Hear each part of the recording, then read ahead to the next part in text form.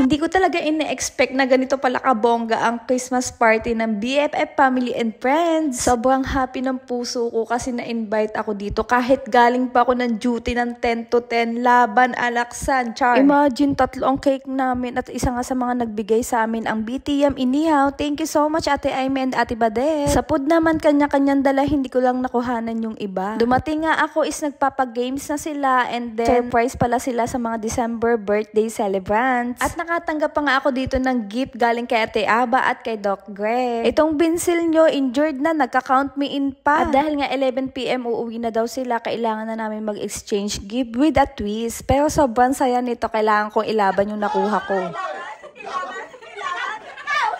Isa nga sa pinakamasaya is yung nanalo ako ng 100 real sa kanilang pag-games. Ang pinunong abala na si Ate Aba at si Doc Greg ay mamimigay naman ng certification para sa mga nag-participate sa Polo OWA mission noong December 5. Sabi nga nila lagi, live your life with a purpose. Sharing is caring, especially for those in need. May last game pa nga at sila naman yung mga nakakuha ng premyo. At papunta na tayo sa exciting part, sino kayang mananalo ng gold from Diana Jewelers. Kung si Katkat ang nakakuha ng grocery, aba si Sir Eugene naman ang nakakuha ng jackpot. Gold yan, galing sa Diana Jewelers. Thank you so much. At ito naman yung mga natanggap ko.